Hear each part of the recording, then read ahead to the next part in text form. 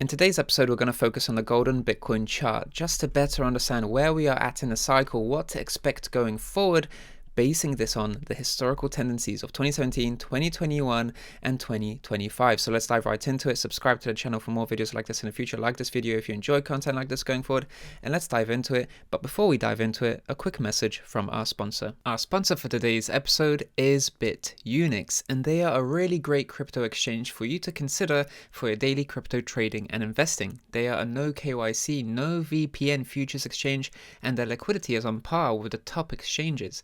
Users can trade over 250 pairs with up to 125x leverage without restriction. And to celebrate our partnership, we're running a very special offer. From January 21st until February 21st, you can sign up using my link and deposit $50 and get $10 back, and share up to $10,000 worth of Trump tokens when you trade on bitfinex.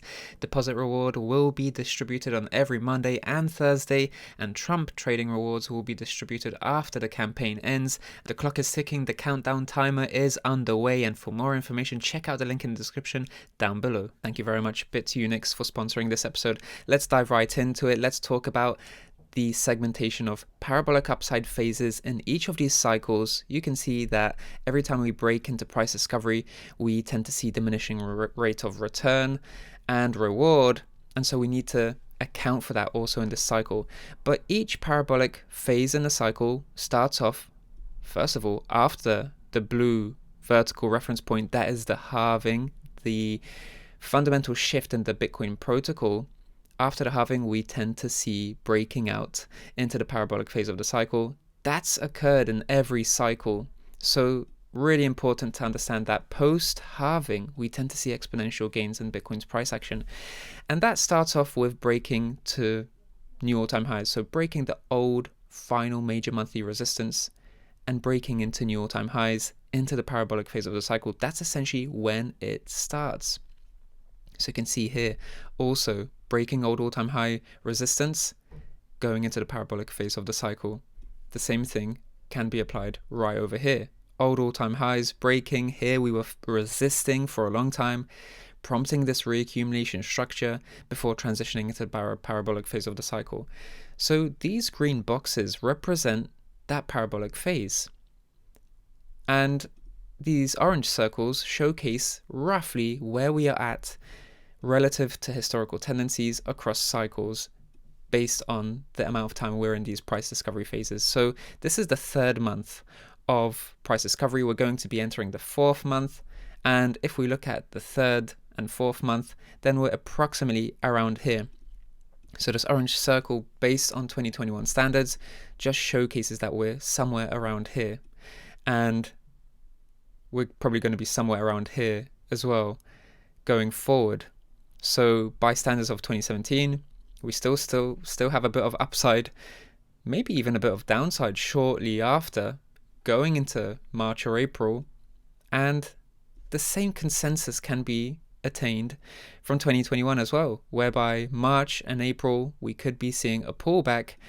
2017 showed us that maybe we get a dip, a short-lived dip, whereas 2021 showed us that we can actually have a very deep corrective period. But nonetheless, after we see whether it's a pullback, a short one, or a deeper correction, what comes afterwards is still upside. 2017 shows us that, and so does 2021. So we are on the cusp of a breakout into additional price discovery and rallying to new all-time highs, but obviously there's going to be a corrective period afterwards. So a breakout, some sort of a pullback, and then another breakout afterwards. That seems to be on the cards for Bitcoin. But what I want to talk about is this golden Bitcoin chart, because when we talk about bear market bottoms, we tend to bottom before the halving, 550 days. And then what's interesting about this is that we can copy paste essentially this period, and then we get in very close proximity a bull market peak afterwards. And you can see that 500 days, roughly speaking, 518 days after the halving is where we topped in 2017. So a difference of 1 month. But you can see how 518 days recurs also here in this cycle.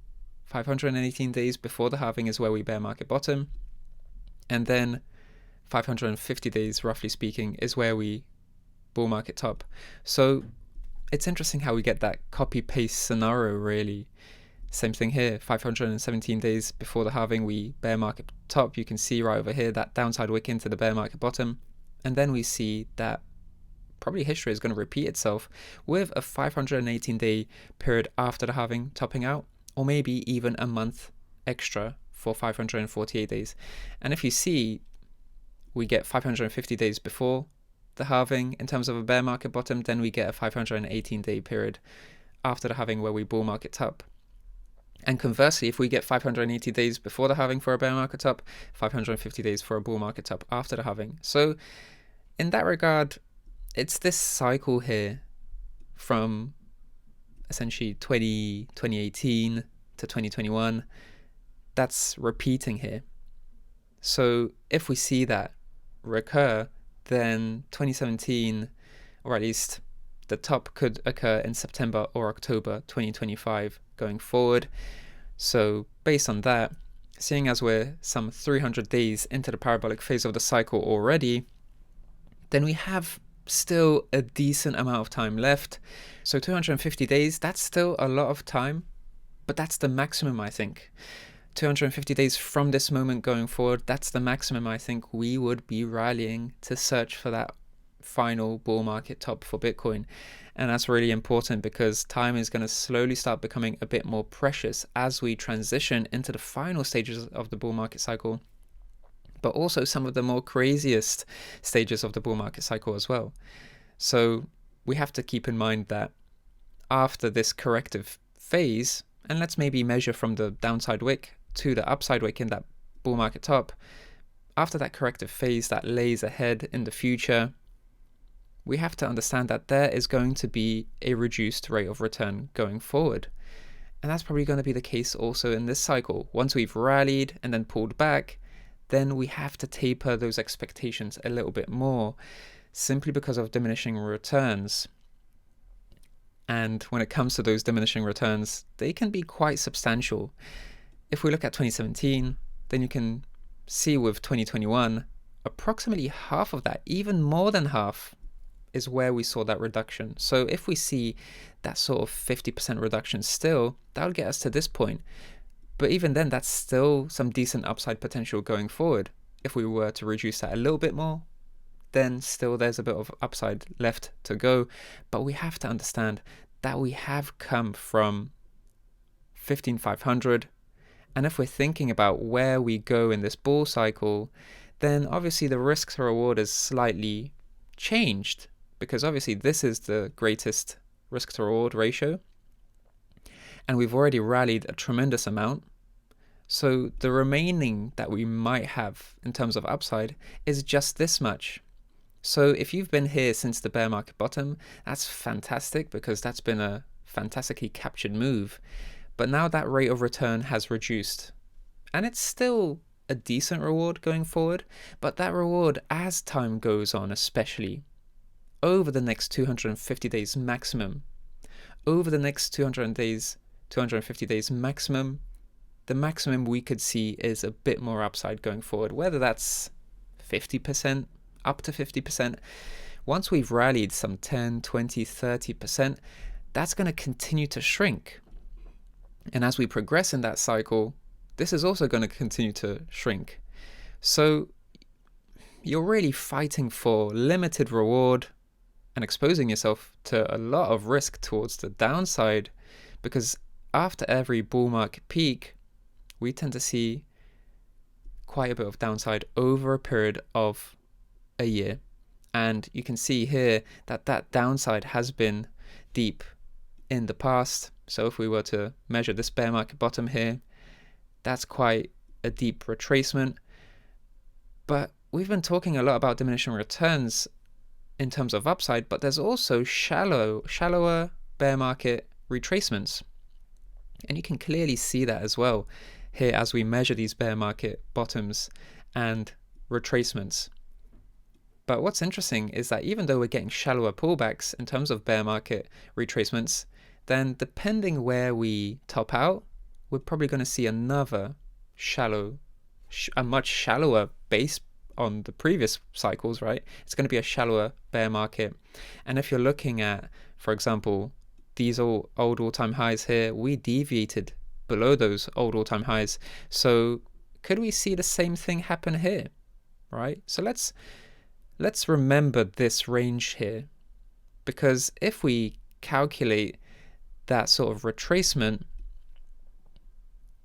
let's say from here, and then it's a little bit shallower, could that get us into that period to deviate below old all-time highs? Maybe we go even a little bit lower to just really scare people and capitulate the holders before we reverse into a new cycle.